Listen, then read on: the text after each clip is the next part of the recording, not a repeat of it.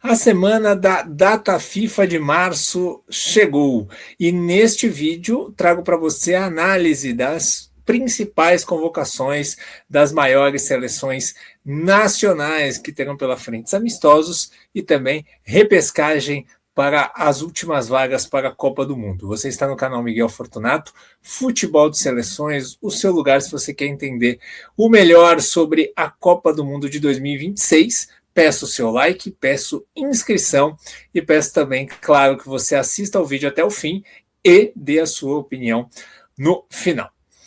Teremos então aí as grandes seleções entrando em campo para os últimos testes antes da convocação final, porque em maio aí as listas finais serão definidas e aí os amistosos de junho já são com jogadores convocados oficialmente para a Copa do Mundo. Então, a hora das últimas vagas, a hora de garantir a entrada, a passagem de avião para Estados Unidos, México e Canadá é agora, certo? E nesse vídeo, claro, não falarei de Brasil, França e Croácia, porque no meu vídeo mais recente eu fiz a análise dessas três convocações, né, que são os jogos da seleção brasileira, e projetei os duelos. Então, procure aqui no canal o vídeo mais recente se você quer uma análise dessas três convocações. Vamos começar aqui então com a Argentina, né? Que foi uma grande polêmica, porque teve o cancelamento da finalíssima, né? A Argentina não quis jogar na Espanha, e aí sugeriu uma data que a Espanha não quis, enfim, acabou esse jogo Argentina e Espanha cancelado, né? Porque não podia ser no Catar por conta da guerra, e aí não conseguiram encontrar uma outra data e local. Mas assim, pelo que o Scaloni está trabalhando para chegar na Copa do Mundo, ele não queria já esse jogo, né? Ele já tinha dado uma declaração dizendo que era muito ruim, na opinião dele, fazer um jogo grande muito perto da Copa do Mundo. O que eu discordo plenamente, tá? Eu acho que quanto mais você pudesse testar, melhor, né? E a Argentina vai fazer 2 jogos na Bomboneira completamente irrelevantes para você se testar, né? Ela vai jogar contra a seleção da Mauritânia e contra a seleção da Zâmbia. Então é mais uma festa, mais uma, né? Porque a Argentina fez um ciclo todo de jogos festivos contra Porto Rico, contra Guatemala, contra várias seleções fracas. A última data FIFA, ela tinha direito a 2 amistosos, ela só fez um contra Angola em Angola, aquele tipo de amistoso caça-níquel, né? Então a Argentina está nessa turnê de comemoração do título, se testando pouco. É bem verdade que quando ela foi testada no ambiente América do Sul, beleza, ela foi bem, ela foi líder das eliminatórias e foi campeã da Copa América. Isso é inegável, apesar de da Copa América ela não ter jogado bem, foi campeã, isso é inegável. Mas assim, essa vai ser a primeira Copa em muito, muito tempo que a Argentina não vai ter enfrentado nenhuma seleção europeia no ciclo. A última vez que a Argentina jogou contra uma seleção europeia foi a final da Copa contra a França. Então, assim, o quanto que isso vai fazer falta, se vai fazer falta ou não, a gente vai ver na Copa. Mas eu acho que a Argentina perdeu uma boa oportunidade de fazer um teste, porque a gente vai chegar na Espanha, a Espanha cancelou esse jogo, a Espanha procurou 2 testes mais competitivos, a Argentina não, né? Então serão mais 2 amistosos que não vão ter muita relevância esportiva. Mas enfim, cada seleção tem a sua estratégia. Eu apenas respeitosamente discordo, né? Então vamos para a lista da Argentina. A gente vê aí os goleiros, o Martínez, o Rulli e o Musso, né? O Musso que está sendo titular no Atlético de Madrid. A gente tem o retorno, né?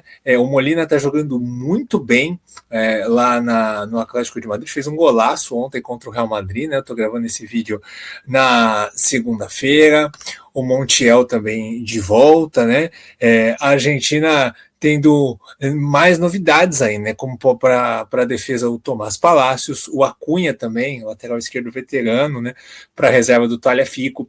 E é interessante porque no jogo contra Angola ele não convocou laterais. Ele fez um esquema de 3 zagueiros, colocando 2 meias nas alas, né? Ele colocou o Lo Celso na ala direita e o Nico na ala esquerda. Então agora, ao que tudo indica pela convocação, os laterais voltam a ser convocados e aí o Scaloni deve ter aí o seu esquema com linha de 4 novamente, né? Principalmente porque o Molina estando bem perto da Copa é uma boa notícia para o Scaloni, né? O Balerdi do Olympique de Marseille também é uma boa novidade, disputando essa posição, né? Agora que não tem o Foyt, vamos ver como é que vai ser essa disputa, se alguém consegue ganhar essa posição de titular do Otamendi e do Cuti Romero, que já estão mais envelhecidos, já não estão mais no mais alto nível, né?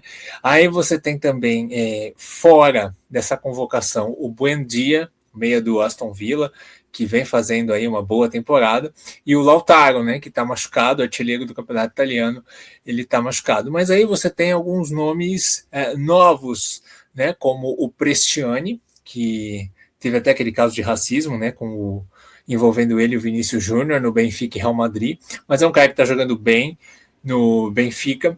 O Franco Mastantuono, ele não foi convocado inicialmente, mas ele se juntou depois à seleção, junto com o Panicelli, né, do Estrasburgo. Então a Argentina tem aí algumas novidades, é um elenco mais fechado, como sempre, né? O Gabriel Rojas também ganha essa oportunidade, então a gente tem alguns jogadores do futebol argentino e vamos ver como é que a seleção da Argentina vai ser escalada. Eu estou muito curioso para ver se o Nico Paz vai ser titular, porque assim, o Como é um dos times que está jogando o futebol mais bonito da Europa, e o Nico Paz é o grande maestro dessa equipe, né? E só que o Scaloni, ele tem dificuldade de fazer trocas de jogadores, né? É sempre um elenco fechado. Então vamos ver se ele vai dar oportunidades para o Nico Paz ser titular, para jogar junto do McAllister e do Enzo, ou se ele vai, por exemplo, insistir com o Rodrigo De Paul, né, que é um jogador muito bom, joga muito bem pela seleção, mas ele foi para o Inter Miami, né? Será que ter dois jogadores do Inter Miami no time titular para uma seleção que almeja título da Copa do Mundo é uma boa? E vamos ver como ele vai montar esse ataque. Sem o Lautaro, fica fácil saber que Messi e Julián Álvares vão jogar. E aí vamos ver qual vai ser ali o jogador que faz esse elo de ligação entre o meio e o ataque, que muito tempo no ciclo foi o Nico, pode ser o Nico também, inclusive, né? Pode ser o Thiago Almada, pode ser também o Giuliano Simeone, porque é um cara que faz muito lado do campo, ou então ele pode colocar um quarto homem de meio campo, jogar com 4 no meio ali, que é um esquema que o Scaloni gosta muito de fazer também, e soltar os dois da frente, chegar em bloco no ataque. Mas essa é a seleção da Argentina, com algumas novidades, e como são dois amistosos muito fracos, ele tem bastante opção aí para poder testar bastante. Vamos agora para a Espanha, né? A Espanha, ela teve esse jogo desmarcado, então a Espanha vai jogar contra a seleção da Sérvia e contra a seleção do Egito, que são dois testes interessantes, né? São dois testes mais ou menos no nível que a Espanha vai ter aí no início da competição, né? Então, acho que a Espanha escolheu bem os seus testes, né? Vai enfrentar defesas fechadas, defesas fortes, para poder buscar aí fazer os seus testes finais, né? A seleção da Espanha, ela tem alguns desfalques importantes, né? O Fabián Ruiz, que tá para voltar no PSG, mas ainda tá fora, né, que é titular desse meio campo. O Nico Williams, que é o titular da ponta esquerda. O Mikel Merino, que foi o artilheiro da seleção das eliminatórias. Né, o Alex Garcia ficou de fora, mas ficou por opção, porque ele jogou nesse final de semana pelo Leverkusen. O Pablo Barrios, do Atlético de Madrid. E o zagueiro Vivian. E aí você tem dois nomes também que eram figuras carimbadas. Vamos ver se vão estar na lista final da Copa, que estão fora, né? O Lenormand, zagueiro do Atlético de Madrid, ele foi titular em boa parte do ciclo com o De La Fuente, e ele teve na melhor atuação da Espanha no passado, que foi o 6-0 contra a Turquia, mas ele ficou fora por lesão na data FIFA de novembro, e dessa vez por opção não foi convocado, né? Talvez seja para fazer outros testes, talvez seja porque perdeu um pouco de espaço.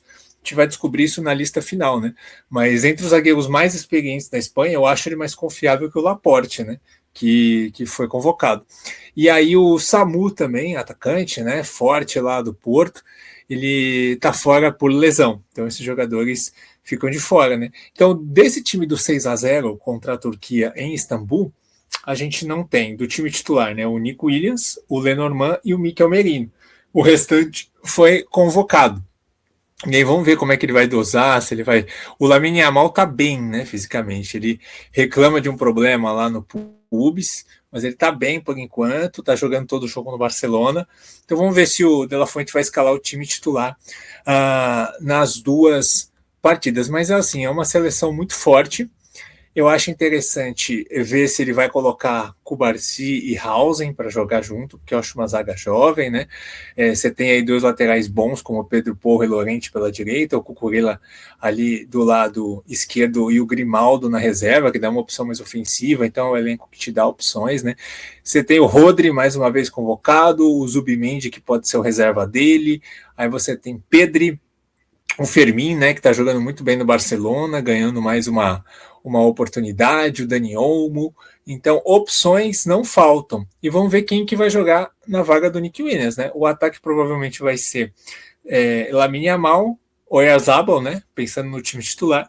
E aí vamos ver quem vai jogar ali pelo lado esquerdo, né? Acredito que o favorito seja o Alex Baena, mas pode ser também o Yeremy Pino, que é sempre convocado pelo De La Fuente, né?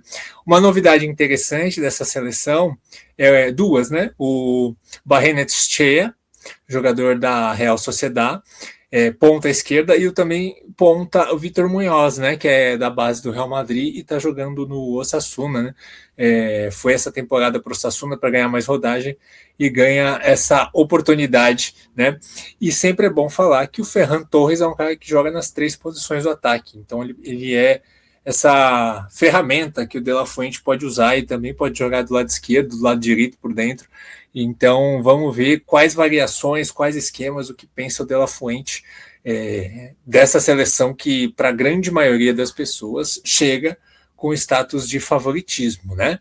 E o Juan Garcia, goleiro do Barcelona, ganhou uma oportunidade, né? 4 goleiros convocados, então ele deve definir quem vai ser o terceiro goleiro. Acho que o Juan Garcia é o melhor goleiro espanhol na atualidade, mas titular na Copa, até pela hierarquia, deve ser o Unai Simon. Falando em 4 goleiros convocados, vamos para a seleção que convocou 5 goleiros, né? A Inglaterra, ela traz uma alternativa diferente para essa data FIFA, né? O Thomas Tuchel convocou 35 jogadores, né? Quando o normal ali é entre 23 e 26, ele convoca 35, e aí todo mundo ficou ali meio surpreso com 5 goleiros, né? Na verdade é mais ou menos 4, né? Porque o Stile, que tá ali, um goleiro de 35 anos, um goleiro veterano, que nem jogando está, né? Ele faz parte do elenco do Brighton, mas nem jogando está.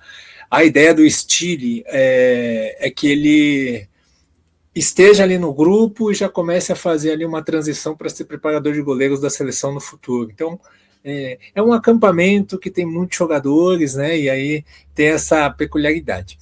Mas olhando para a seleção inglesa, a ideia é que o Tuchel espera fazer 2 grupos. Pelo que circula na mídia, o time deve jogar com um time alternativo, um dos 2 jogos, com jogadores que ele ainda teve pouca chance de ver, e deve ser o jogo do Uruguai, pelo que eu entendi. E aí o segundo jogo contra o Japão, lá na terça-feira, com mais tempo de treinamento, aí entra o time titular, o time completo. Então o time reserva contra o Uruguai, o time titular contra o Japão. Vamos ver se isso se confirma, né? Tivemos 2 trocas na manhã dessa segunda-feira, né? O Ebery Chiesi, por conta de uma lesão, ficou fora ontem da final da Copa da Liga. Ele foi cortado, e também o Quansah, depois da partida do Bayer Leverkusen no sábado contra o Heidenheim, também foi cortado. O Barnes, do Newcastle, que está jogando muita bola, ganha uma oportunidade para o lugar do Eze, e o Ben White, jogador do Arsenal, ele volta à seleção, né? Pode jogar de zagueiro, pela direita ou lateral direito, ótimo jogador, né? Apesar de ser reserva no Arsenal, ele ficou fora do ciclo anterior, porque ele tinha desavenças com um membro da comissão técnica do Southgate. E aí, por isso, ele não era convocado pelo Southgate, e o Southgate ficou muito tempo na seleção inglesa.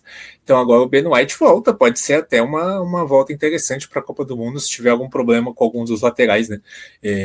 A ausência do Trent Alexander-Arnold chama a atenção do público, mas não chama a atenção de quem acompanha a seleção inglesa, né? O Arnold, infelizmente, tem problemas defensivos que o Tuchel não espera ter esses problemas, né? Porque se ele convocou laterais um pouco mais equilibrados, né? Até porque é uma seleção que joga ofensiva, que faz aquele esquema que um dos laterais entra para armar por dentro e aí vira uma arma mais no ataque. Então é um time que vai jogar com controle e linha alta. Então você precisa de jogadores mais confiáveis na recuperação sem bola. E o Trent, defensivamente, deixa muito a desejar.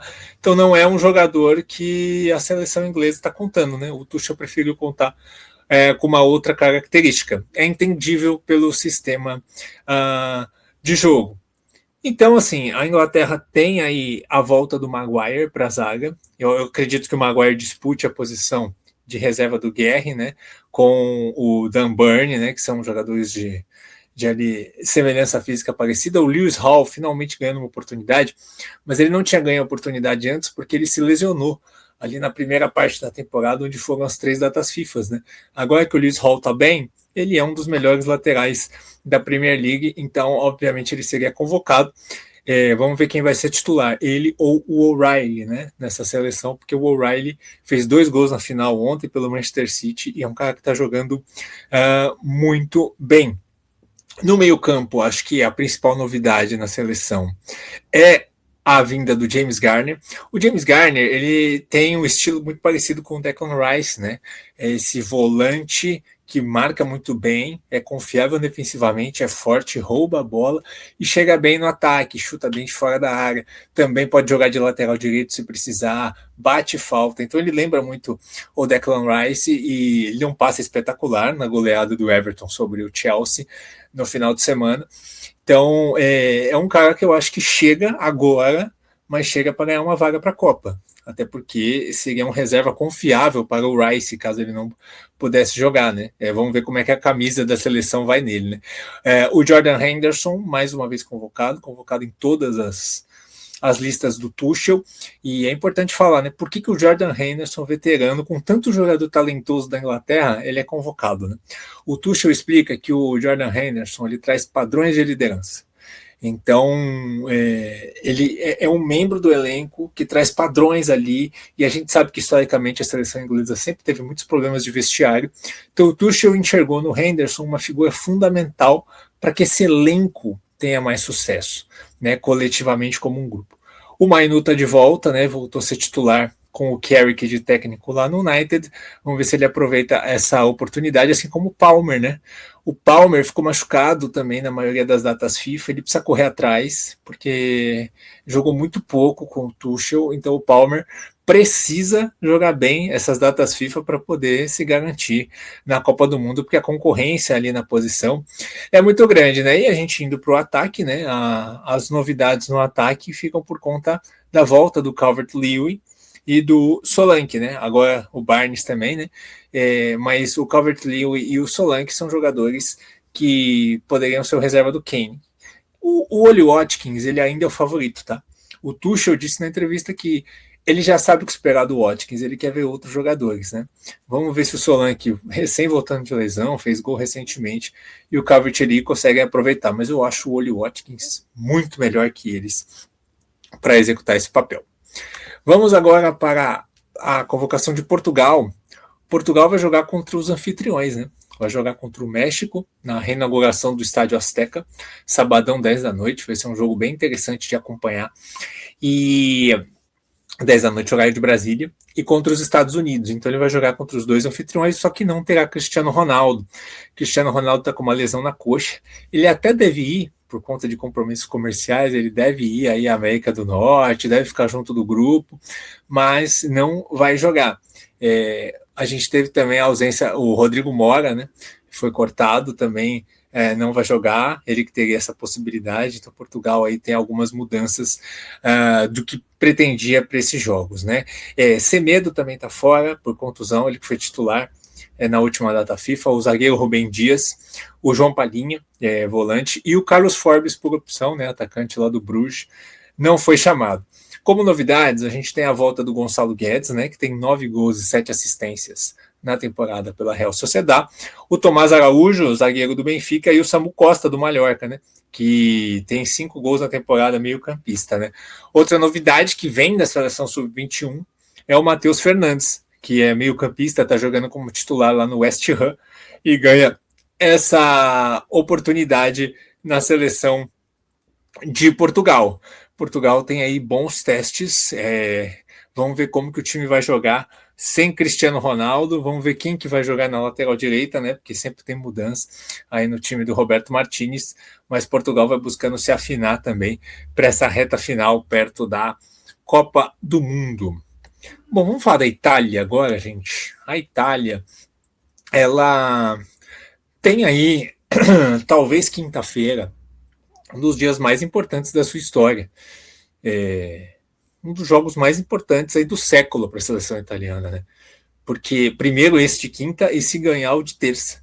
Porque a Itália precisa voltar a jogar uma Copa. A Itália precisa voltar a estar dentro de uma Copa do Mundo, a estar num álbum de Copa, a ter o hino italiano tocando numa Copa. Isso precisa voltar, né? Uma seleção tetracampeã do mundo não pode ficar fora da terceira Copa seguida. E assim, né? Eu fiz uma entrevista para você que quer mais detalhes da Itália. Eu fiz uma entrevista muito bacana que está aqui no canal com o Nelson lá do Calciopédia. A gente falou sobre a seleção italiana atualmente. Foi um bate-papo bem bacana. E eu espero o primeiro jogo já difícil. Os dois jogos difíceis, mas o primeiro jogo já difícil. Porque a Irlanda do Norte ela vendeu muito caro as duas derrotas para a Alemanha na eliminatória. O primeiro jogo principalmente. Então, assim, a Alemanha sofreu para ganhar os dois jogos da Irlanda do Norte. Tudo bem que a Alemanha não está jogando lá essas coisas, mas a Itália tem que estar preparada para sofrer. Talvez demore para sair o primeiro gol, pode ser que tome um gol. Então a Itália tem que estar preparada para uma batalha na quinta-feira, porque a Irlanda do Norte não é uma seleção tão frágil assim, uma seleção que consegue competir bem.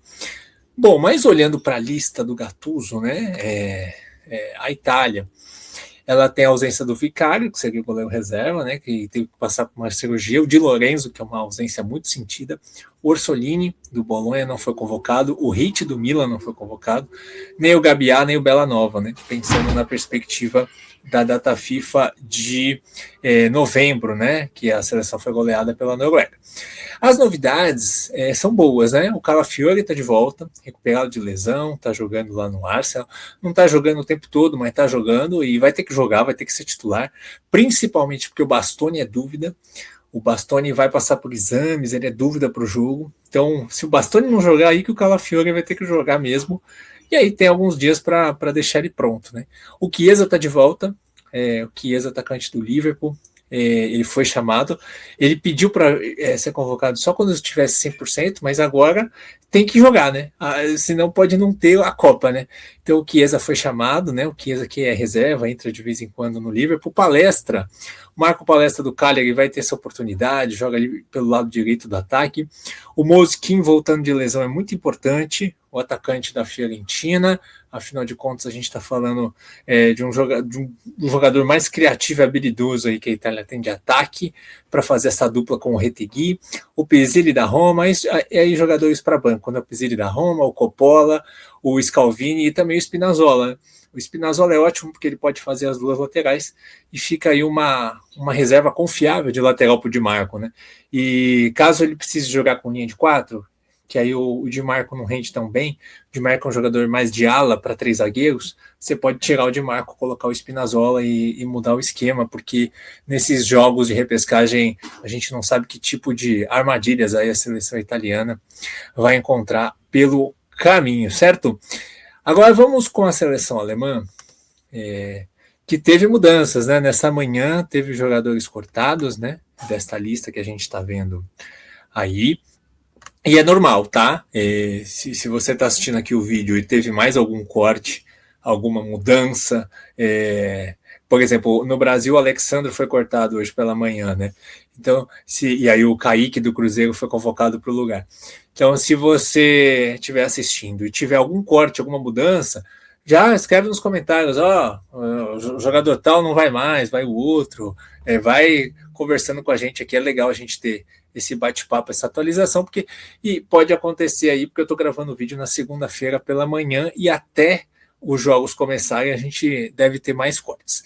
Na Alemanha, então, o Pavlovic do Bayern e o Mecha do Borussia Dortmund foram cortados, e aí para o seu lugar foram convocados 2 meias do Stuttgart, o Chris Führich e o Angelo Stiller, né, que já devia estar na lista inicial. Eu acho que o Stiller tem que estar nessa seleção.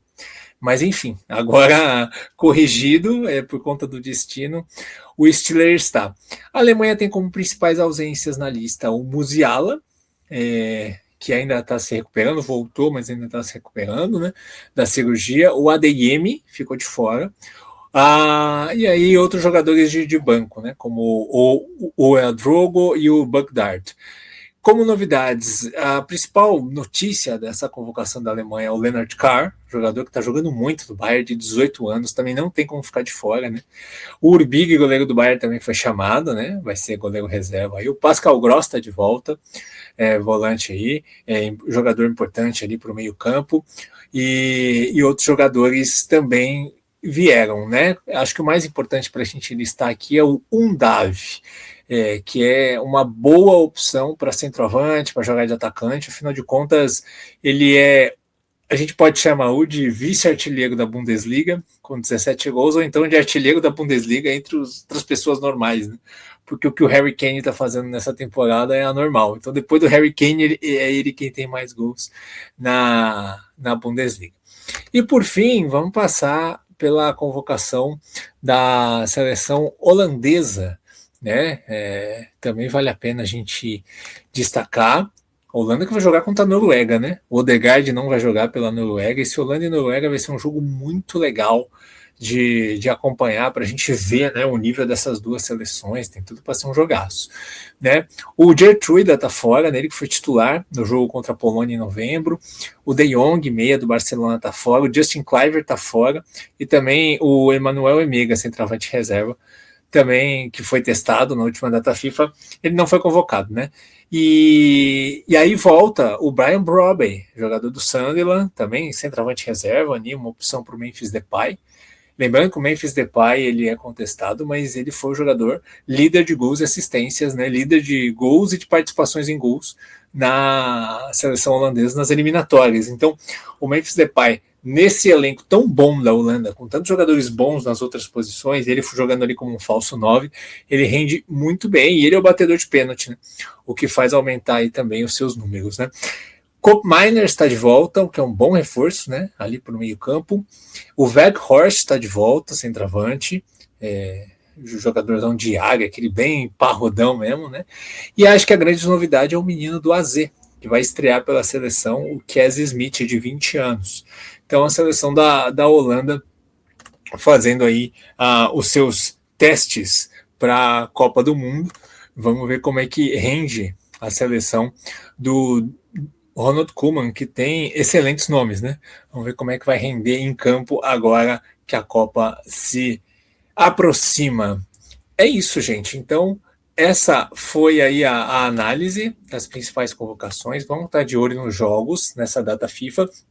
E aí vamos trazer análises aqui da repescagem, dos jogos, semifinais e finais, também dos principais amistosos. Vamos acompanhar aqui como é que os 3 adversários do Brasil na primeira fase vão jogar, vão desempenhar também, né? Vamos ver os jogos de Escócia, Haiti e Marrocos. E vamos ficar de olho do que mais importante vai acontecer nessa data FIFA, certo? Então, quero saber a sua opinião. O que você acha dessas convocações? Quem são aí os nomes que mais te chamaram a atenção? Qual dessas seleções aqui vem mais forte para a Copa? Quero saber a sua opinião, é bom demais ler o que vocês escrevem, certo? E convido vocês a acompanharem aqui os vídeos do canal, tem muito vídeo legal para você se preparar para essa data FIFA. Tem análise das seleções que vão jogar repescagem, tem análise das grandes seleções, tem análise da Copa, tem muita coisa. Então acompanhem o canal essa semana que vocês vão ficar bem informados, certo? Um grande abraço e até a próxima.